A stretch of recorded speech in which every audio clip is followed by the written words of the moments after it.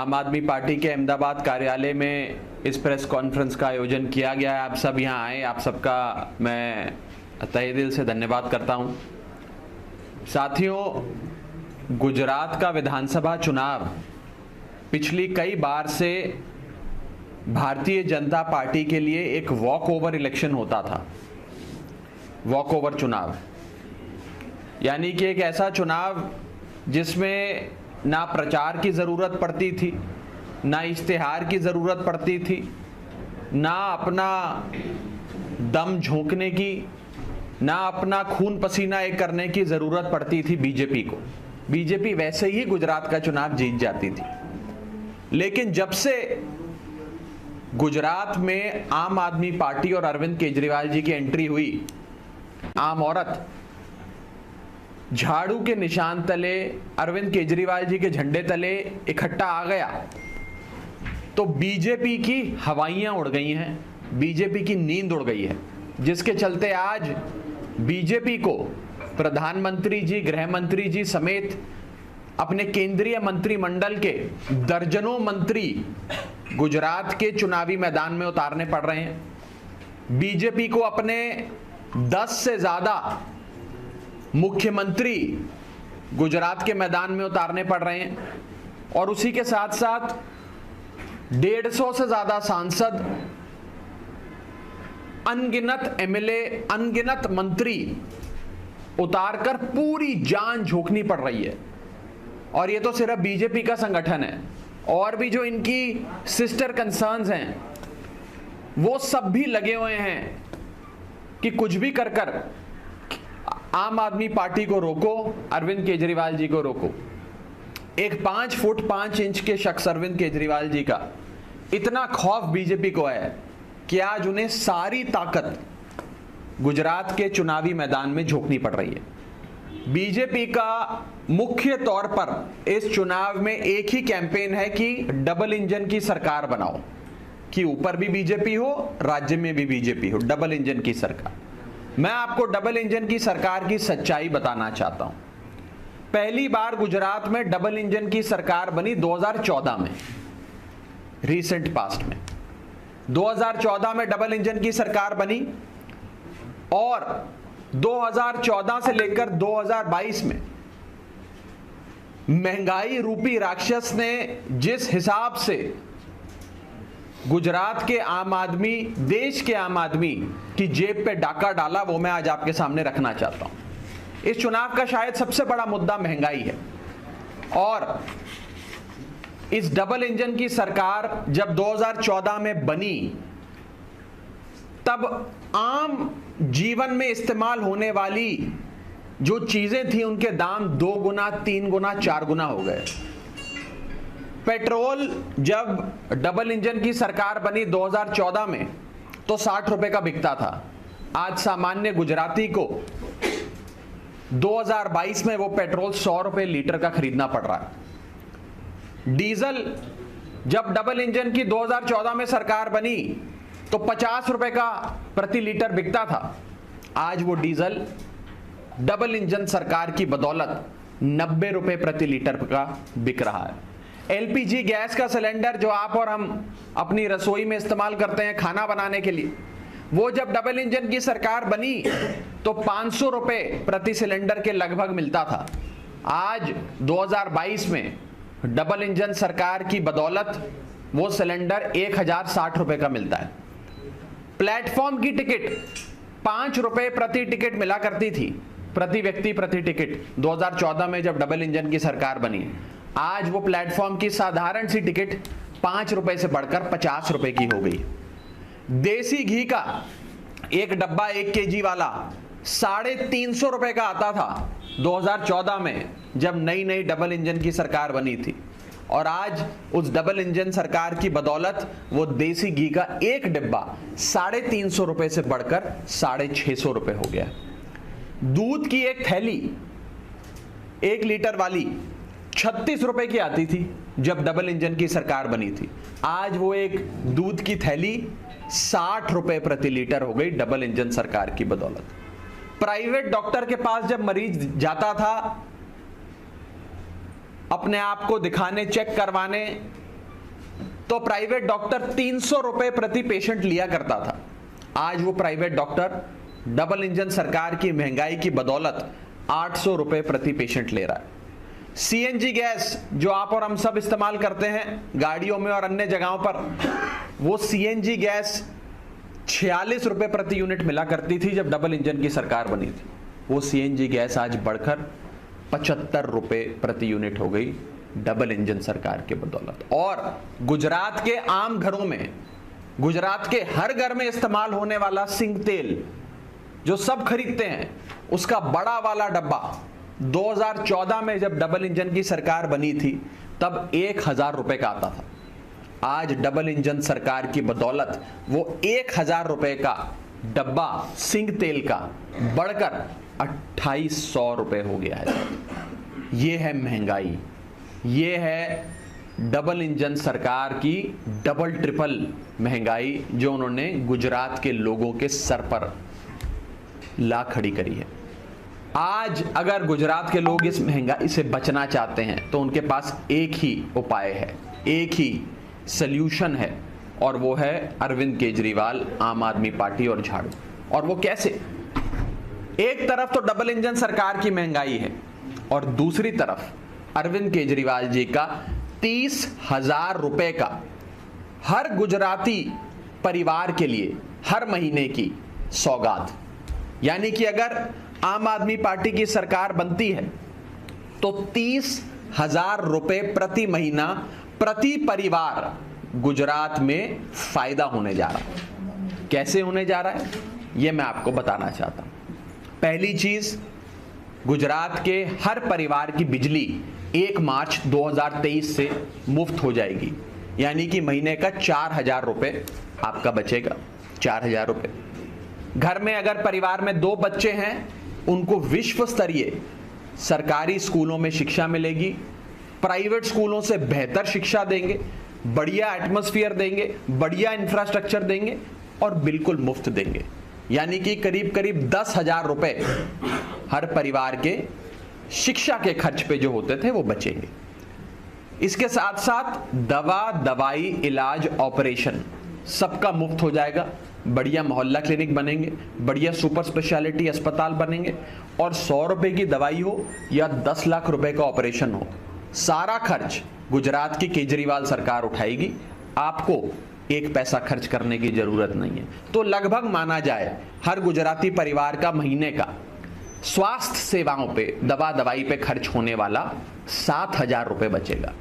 इसी के साथ साथ अगर गुजरात के एक परिवार में 2 बेरोजगार युवा हैं, जब तक उनको सरकार नौकरी नहीं लगवा के देती तब तक 3,000 रुपए हर गुजराती युवा को हर महीने बेरोजगारी भत्ता, अनएम्प्लॉयमेंट अलाउंस उसकी जेब में डालने का काम करेंगे।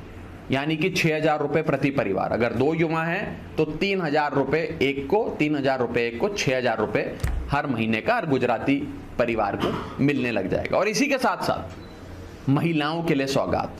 हमारी माताएं बहनें जो अपनी जेब से पैसा डालकर बड़ी मुश्किलों से घर का खर्च चलाती हैं, उनके लिए, उनकी आर्थिक मदद के लिए, उनकी आर्थिक अपलिफ्टमेंट के लिए 1,000 रुपए हर महिला को जो 18 वर्ष से अधिक आयु की है दी जाएगा सरकार द्वारा। तो यानी कि मान लीजिए अगर घर में 3 महिलाएं हैं तो 3,000 रुपए हर परिवार को गुजरात की केजरीवाल सरकार हर महीने देगी।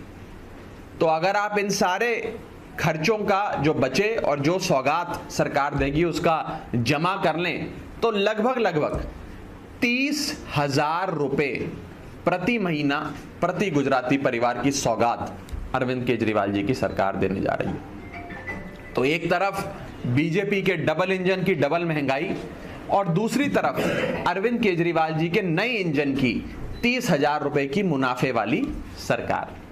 आज ये दोनों चीजें गुजरात के मतदाता के सामने हैं और फैसला गुजरात के मतदाता ने करना है। हर जगह, हर सर्वे, हर विश्लेषण में यह साफ तौर पे नजर आ रहा है कि मुकाबला भाजपा बनाम आम आदमी पार्टी है। इस दौड़ में अब कांग्रेस कहीं दूर दूर तक भी नजर नहीं आती। कांग्रेस की 5 से भी ज्यादा सीटें नहीं आ रही और इस आम आदमी पार्टी बनाम भाजपा की लड़ाई में आम आदमी पार्टी बीजेपी से आगे निकलती नजर आ रही है। और आगे इसलिए निकलती नजर आ रही है क्योंकि कांग्रेस के पुराने सारे मतदाता आम आदमी पार्टी को वोट दे रहे हैं, भाजपा के मतदाता और भाजपा के अपने कार्यकर्ता भी इस बार परिवर्तन के लिए आम आदमी पार्टी को वोट दे रहे हैं। और जो फेंस सिटर होते हैं, जिन्होंने अपना मन नहीं बनाया होता चुनाव के आखिरी हफ्ते तक कि किस पार्टी को वोट देंगे, उन फेंस सिटर्स ने भी अब पूरा माहौल देखते हुए और परिवर्तन की आंधी जो चल रही है उसे देखते हुए मन बना लिया कि इस बार आम आदमी पार्टी को वोट देंगे। तो सारे जने, सारे जात धर्म बिरादरी के, सारी पॉलिटिकल पार्टियों के समर्थक, सारे लोग इस बार सिर्फ परिवर्तन की आंधी के चलते आम आदमी पार्टी को वोट देने जा रहे हैं, झाड़ू का बटन दबाने जा रहे हैं। और जो दिल्ली में कमाल हुआ, जो पंजाब ने कर दिखाया, अब वो गुजरात में होने जा रहा है। और 27 साल पुरानी अहंकारी भ्रष्ट सरकार को गुजरात की जनता उखाड़ फेंकेगी और परिवर्तन लाएगी। परिवर्तन मतलब अरविंद केजरीवाल, परिवर्तन मतलब आम आदमी पार्टी, परिवर्तन मतलब झाड़ू का चुनाव चिन्ह। मैं आज गुजरात के सभी मतदाताओं से अपील करना चाहता हूं कि आप सब लोग चुनाव वाले दिन अपने घरों से सुबह सुबह निकलकर सबसे पहले मतदान केंद्र जाकर अपनी जिम्मेदारी निभाएं और अपनी तकदीर के लिए, अपने बच्चों के भविष्य के लिए, अपने परिवार की उन्नति के लिए सही फैसला लेते हुए इस बार परिवर्तन के लिए, बदलाव के लिए वोट दें, आम आदमी पार्टी को जिताएं। कोई सवाल है किसी का तो आप पूछें। जो बजट है 2022-23 का गुजरात सरकार का, वो 2,43,965 करोड़ रुपए का बजट है और आप जो फ्री बिजली देने का वादा कर रहे हैं गुजरात की जनता से, आपने अनुमान लगाया कि कितना खर्च आएगा? पंजाब में जब हमारी सरकार बनने जा रही थी तो हमसे पंजाब के पत्रकार ऐसा ही सवाल करते थे कि भाई पंजाब में तो 3 लाख करोड़ का कर्जा है सरकार पे और पंजाब का बजट तो 2 लाख करोड़ भी नहीं है, उससे भी कम है, तो आप लोग कहां से फ्री बिजली दे देंगे? हमने सरकार बनने के 3 महीने के अंदर फ्री बिजली पंजाब के लोगों को देनी शुरू कर दी। दिल्ली में जब हमारी सरकार बनी थी तो कहा जाता था अरे ये तो घाटे वाली सरकार है, मुफ्त बिजली कैसे दोगे? आज 7 साल हो गए अरविंद केजरीवाल जी को सरकार चलाते दिल्ली में, 7 साल हमने मुफ्त बिजली देने का काम दिल्ली के लोगों को किया। मतलब बड़ा साफ है, मतलब यह है कि गुजरात सरकार हो या और कोई सरकार हो, सरकारों में पैसे की कमी नहीं होती है, नेताओं की नीयत की कमी होती है। अगर नीयत है तो आप सब कुछ दे सकते हो। और ये जो एक माहौल बनाया जा रहा है कि आम आदमी पार्टी रेवड़ी बांट रही है, रेवड़ी फ्री की लत लगा रही है, रेवड़ी बांट रही है, मैं इस पर साफ तौर पे कहना चाहता हूं कि 2 प्रकार की रेवड़ियां हैं जनता के सामने। एक है आम आदमी पार्टी की रेवड़ी जो अरविंद केजरीवाल जी देते हैं, जिसमें हर परिवार को एक सम्मानजनक जीवन जीने के लिए जितनी बिजली चाहिए वो मुफ्त मिलती है, एक सम्मानजनक जीवन जीने के लिए बच्चों को जितनी अच्छी शिक्षा चाहिए विश्व स्तरीय वो मिलती है, सारे लोगों को राज्य सरकार इलाज दवा दवाई मुहैया कराती है, ये हमारी रेवड़ी है। और दूसरी तरफ भाजपा की रेवड़ी है जिसमें मुख्यमंत्री को 5,000 यूनिट बिजली मुफ्त मिलती है, जिसमें मंत्रियों को हवाई जहाज से लेकर रेल यात्रा मुफ्त मिलती है, जिसमें सांसदों को मकान और तमाम सुविधाएं मुफ्त मिलती हैं। ये दोनों रेवड़ियां हैं। जनता चुन ले भाजपा की रेवड़ी पसंद है या केजरीवाल की रेवड़ी पसंद है। राघव जी, मेरा नाम अभिषेक शर्मा है और मैं #भारत न्यूज से हूँ। मैं लखनऊ से पिछले 1 महीने से गुजरात में चुनाव कवर कर रहा हूँ। मुझे जो यहाँ पर सबसे बड़ी समस्या देखने को मिली है, जो एक पंचायती प्रक्रिया होती है, जो उत्तर प्रदेश, बिहार, झारखंड, राजस्थान और आपके पंजाब में भी है, जो पंचायत प्रक्रिया होती है, जो सरपंच होता है, जिला पंचायत होता है, उसके लिए निधि होती है। लेकिन यहाँ जब मैंने सरपंचों से बात की, आम लोगों से बात की, तो विधायक और सांसद के ऊपर डिपेंड रहते हैं कि वो अगर कुछ देंगे तभी ग्राम पंचायतों का विकास होगा। मनरेगा की योजना उत्तर प्रदेश के साथ पूरे देश में बहुत एक्टिव है, लोगों को कोविड के समय बहुत रोजगार भी मिला, क्या अगर आप लोग सरकार बनाते हैं तो गुजरात में उस पंचायत प्रक्रिया का जो ढांचा है जो यूपी, बिहार, झारखंड और पंजाब में लागू होता है, क्या उस तरह की कुछ व्यवस्था है? देखिए, सवाल बहुत अच्छा है आपका। इस बारे में जरूर विचार करेंगे और हमारे मुख्यमंत्री पद के उम्मीदवार इशुदन भाई जब मुख्यमंत्री बनेंगे तो जरूर जो भी फैसला लेंगे वो लोगों से बात कर लेंगे। आम आदमी पार्टी का ये मानना है कि बंद कमरे में, इसी कमरे में बैठकर सारे मंत्री नेता फैसले नहीं ले सकते। आपको लोगों के बीच जाना पड़ेगा, पंचायतों के पास जाना पड़ेगा, सरपंच पंच सबसे बात करनी पड़ेगी, उनकी वास्तविकता क्या है, उनकी समस्याएं क्या हैं वो समझना पड़ेगा, उसके बाद ही कोई फैसला लिया जाएगा। लेकिन मोटे मोटे तौर पे आज आम आदमी पार्टी का ये मानना है कि बीजेपी और केंद्र सरकार और गुजरात की भाजपा सरकार ने लोगों पे इतना टैक्स लगाया कि आज आप दूध खरीदते हैं उस पे टैक्स देते, आटा खरीदते हैं उस पे जीएसटी देते, बाल कटवाते हैं उस पे जीएसटी देते। कोई एक ऐसी चीज नहीं है जिस पे आप लोग टैक्स नहीं भरते। ये जो टैक्स है ये जनता का पैसा है। जब जनता ये पैसा सरकार को देती है तो सरकार की जिम्मेदारी है कि सरकार ये पैसा जनता को वापस दे, सुविधाओं के माध्यम से वापस दे, अच्छी शिक्षा के माध्यम से वापस दे, और हो सकता है आने वाले सरकार में पंचायत का फंड लाके सरकारें ये पैसा वापस जनता तक दें ताकि जनता अपना विकास करे, जनता की उन्नति सरकार करे और एक सम्मानजनक जीवन जीने के लिए जितनी बुनियादी सुविधाएं हैं वो लोगों को दी जाए। राघव जी, आपने 2014 से लेकर 2022 तक का कंपैरिजन बताया। 2014 के पहले यही सारी चीजों के दाम बहुत कम थे, तो क्या ऐसा मान सकते हैं कि उस टाइम की सरकार 2000 साल के पहले या उस टाइम की सरकार अच्छी थी?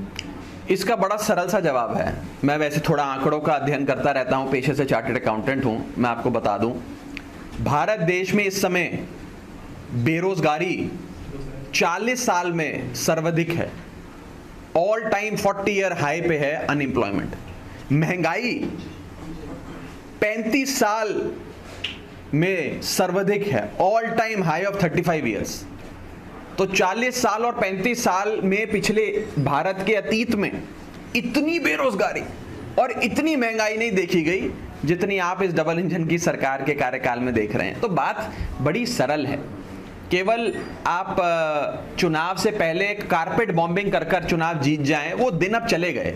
एक कमजोर, ऑलरेडी सरेंडर्ड, बूढ़ी हो चली कांग्रेस के साथ मुकाबला लड़ते थे तो क्या मुकाबला था।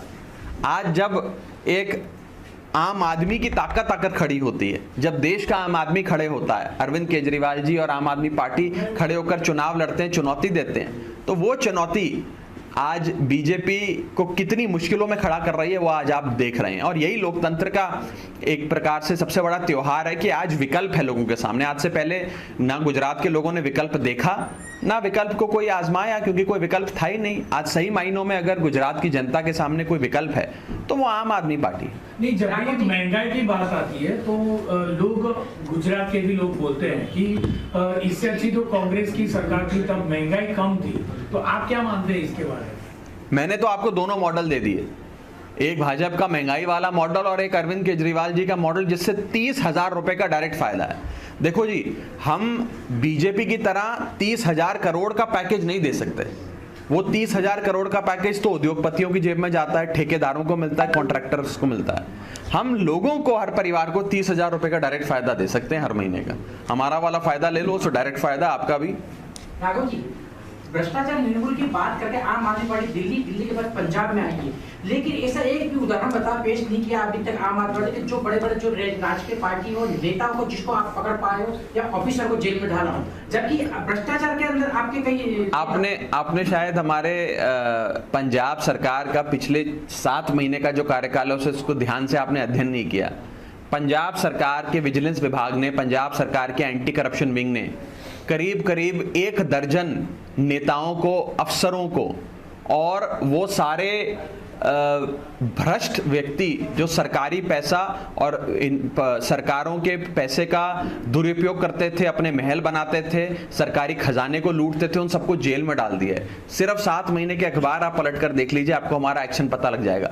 दिल्ली की बात यह है कि दिल्ली के अंदर एंटी करप्शन विभाग, जो सालों तक राज्य सरकार के पास था। जैसे ही अरविंद केजरीवाल जी की सरकार बनी, जैसे ही अरविंद केजरीवाल जी ने 4 भ्रष्ट अफसरों का कॉलर पकड़ के उन्हें जेल में डाला, वो एंटी करप्शन विभाग बीजेपी ने हमसे छीन लिया और वो विभाग उन्होंने अपने पास कर लिया कि अगर केजरीवाल को ये विभाग दे दिया तो ये तो सारे भ्रष्टाचार की दुकानें बंद कर देंगे। ये डर है। इसीलिए मैं कहता हूं कि आज इस देश से महंगाई और भ्रष्टाचार दूर करने के लिए अगर किसी एक नेता का जन्म हुआ है तो उस नेता का नाम है अरविंद केजरीवाल। भ्रष्टाचार गुजरात में जितना हुआ पिछले कई दशकों में, और खास तौर पे जो मोरबी ब्रिज की एक दर्दनाक तस्वीर हम सबके सामने आई, वो क्या है? वो भ्रष्टाचार का चरम उदाहरण है। उससे बड़ा उदाहरण भ्रष्टाचार का नहीं हो सकता कि एक घड़ी बनाने वाली कंपनी को ब्रिज पुल बनाने का काम दे दिया। 2 करोड़ का ठेका था, 12 लाख रुपए उसने खर्च करे। 6 महीने में काम होना था, 2 महीने में काम कर कर ब्रिज खोल दिया। अगर ये भ्रष्टाचार नहीं है तो क्या है? और पैसा ऊपर तक गया होगा। आम आदमी पार्टी आएगी, जांच करेगी, जिन जिन लोगों ने लोगों की जानों से खेला, जिन जिन लोगों ने भ्रष्टाचार किया, उन सबको पकड़ के जेल में डालेगी। बहुत बहुत शुक्रिया।